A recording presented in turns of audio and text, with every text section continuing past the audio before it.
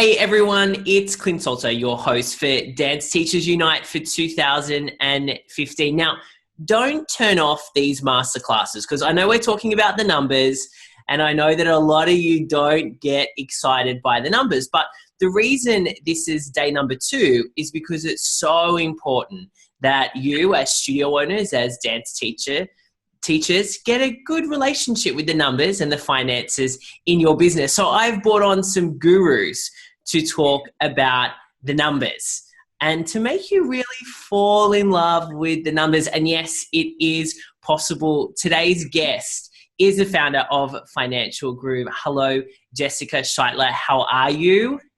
Hi, Clint. I'm doing well. How are you? I'm awesome. It is, pretty early in the morning in lovely Sydney, but I'm doing very, very well.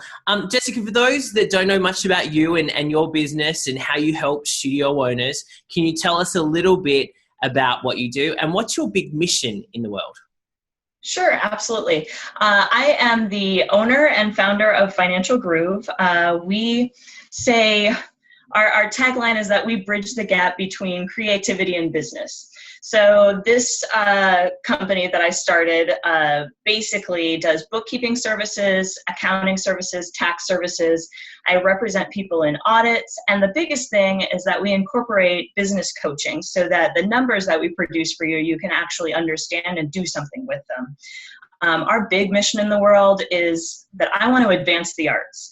So by giving artists and dance studios and people in the arts and entertainment industry a foundation in their business and making sure that their numbers are sound, then hopefully I can help you make your lives more successful and therefore make the arts world a better place. Yeah, a better place as well that is more profitable for, the studio owner, because you would know these guys are like spending hours and hours working on their business and they're giving so much to their students and their teachers. And sometimes there's no money in the bank. So I guess I want to start with, why is it important that, as a studio owner, that we have an understanding of our numbers? Why is that important? Well, ultimately, we want to make sure that you can translate your financial data into what's actually going on in your business. So when I'm looking at a profit and loss report or a balance sheet, I can see there are problems in certain places, or I can see there are opportunities in certain places. And I have a feeling, or I know that most business owners, most studio owners feel that in their gut. A lot of times they know there's something wrong, or they know there's something going on in the studio.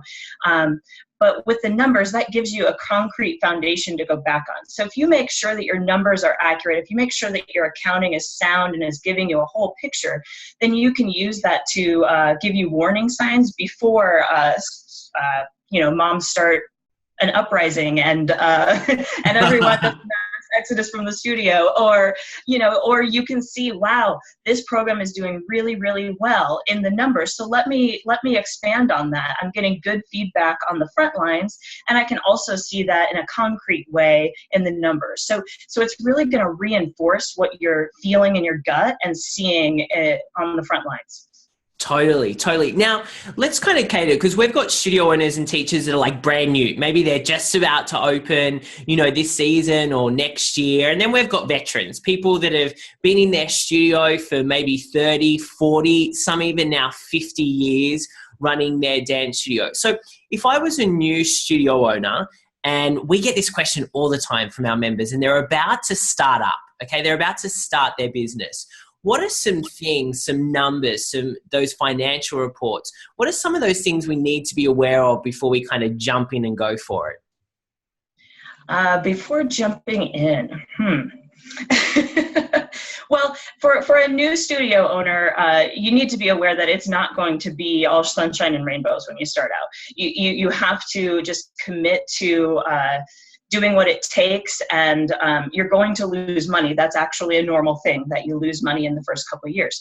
However, that being said, and I see this a lot of new studio owners that go into or have been in business, we'll call it 5 years and so on, they get used to that losing money because they're doing this for the love of it. And that's great, but we want to stay in business past that first 5-year hump. So even though you're doing it for the love of it, we want to make sure that you don't get used to just losing money. So when you're spending money, you want to spend money on things that will, the reason you're spending that money is in order to make money. So I'm going to invest money into marketing so that I can bring more income in. So basically, it's really important to think about why you're purchasing things, and then to later come back and look and see, did this purchase make sense? Did this really help my business in the long run? And sometimes it is a very long run to see how much it helps you. And that's okay. I'm not saying get rid of everything. You're not allowed to spend anything. I'm saying we want to spend smart, basically. Yeah, and I love that. You know that I'm an advocate for spending money on marketing that works, but we've got to test all of our marketing. A great example is, a lot of online marketing now, we can trace back to actually see, okay, that email address for that free trial costs me $5.30, and that's a great thing, is we can get a return on our investment. We can then work out, did that trial convert into an enrollment? And then how much acquisition, what is our kind of acquisition cost for a new student? I mean, we can work those things out now more than we ever could. Back in the newspaper days, when we used to put an ad in a newspaper and get a couple of phone calls or someone's mum told someone about this and then they came in. I mean, it's a lot easier for us to track those numbers. So when it comes to tracking the numbers in our business, what reports do we need to have?